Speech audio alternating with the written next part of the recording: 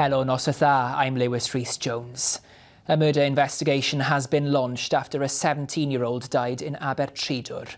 Gwent police say 5 people have been arrested after the teenage boy was found dead in the Caerphilly County village. Earlier on, our correspondent Richard Morgan sent us this report.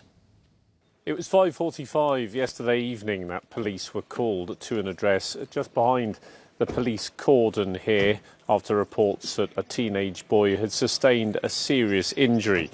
A 17-year-old was later pronounced dead at the scene. His family are being supported by specialist officers and have been informed. Now, as you say, 5 people have been arrested. 3 men, a 26-year-old from London, a 24-year-old from Abertreidwr and an 18-year-old from Cardiff have been arrested on suspicion of murder, and 2 women, a 28-year-old from Hereford and a 24-year-old from Sengennydd, on suspicion of assisting an offender. Scenes of crime officers have been combing over the scene here throughout the afternoon. Gwent police say anyone with information should contact them directly or anonymously via Crime Stoppers. There's a feeling of shock this evening in this small community. I spoke to one resident who said she'd lived here for 38 years and never known anything like this. She described it as being a place where people keep themselves to themselves. Tonight, all 5 suspects in this case remain in police custody and investigations continue. Richard Morgan reporting there. Now elsewhere, a man in his 40s has been arrested on suspicion of murder following the death of a pensioner in Pembroke Dock. Dyfed-Powys police were called to a report of the sudden death of an 85-year-old man at a property on Hawkstone Road at around 1:30 this afternoon. The force said locals will see increased police activity in the area whilst the investigation progresses. A man has been jailed after driving down a busy Cardiff dual carriageway while fireworks were fired from his car.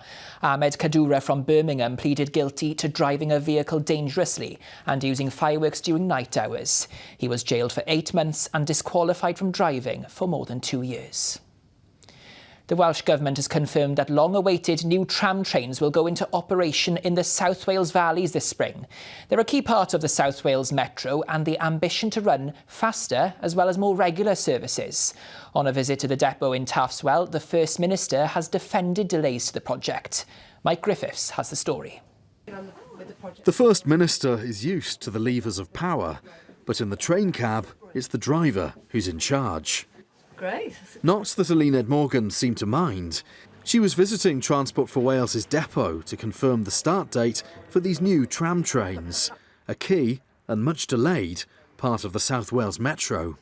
The real benefit of this is that it will allow far more frequent rail services from the heads of the valleys for an hour. That is the major change that these trains will allow and really transform the opportunities for people in the valleys to get to Cardiff, to get back, to really get employment opportunities in those areas. And the target of 4 trains an hour to the heads of the valleys, to Aberdare, to Herbert, to Merthyr, again, there's no fixed target for that to happen. Look, if it hadn't been for the Welsh Labour government's commitment to this, not over 5 years, but over a very prolonged period, this is the benefit of having the same government in place over a prolonged period, is you stick to the goal. When she became First Minister, Eluned Morgan made delivery a big part of her pitch. They want the Metro and what's already been introduced to be seen as one of those successes, pointing to the new trains already running and those still to come. But there are still big questions over delays to the project and what's coming next. The Welsh Government is now responsible for the valley lines that these trains will run on. But the rest of the network is in the control of the UK Government. Plaid Cymru say Wales has been dealing with a substandard public transport system for decades due to Labour's inability to fight for the funding. It says a Plaid Cymru government would be unapologetic in demanding Wales gets what it's owed. Meanwhile, the Welsh Conservatives have criticised spending on active travel schemes.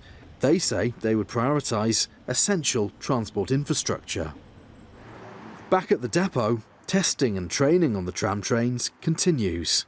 The track, the signalling, the overhead electrification, all of that is ready. all that we need to do is bring these into service, then allow the crew to get used to them. They need to be able to operate these trains at a faster pace than the old ones. In the interim, we have done things like introduced additional night services, so we're running trains far later than we used to. The UK government says the £445 million announced at last year's spending review will pay for new rail projects across Wales. But the scrutiny over spending and ambition is set to play out further in the months ahead. Mike Griffiths, ITV News in Taffs Well. More teachers could be given search scanners in a bid to deal with pupils bringing weapons into school.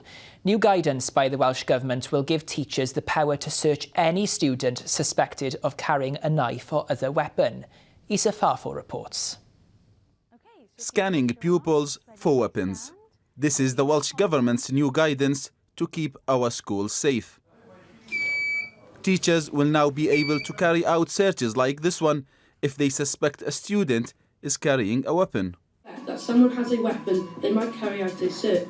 One head teacher trialling this approach says the guidance brings clarity and consistency, helping staff do the right thing the right way. Since the launch in September, we have not used the guidance to find a weapon on any child so far. It is rare and exceptional circumstances that would be the case. Broadly, it gives parents confidence that there are procedures in place to keep their child safe. This is called the Weapons in Schools and Educational Settings Guidance in Cardiff. The guidance is now being rolled out across Wales, with ministers insisting it will help ensure every school responds in the same way when a weapon is suspected.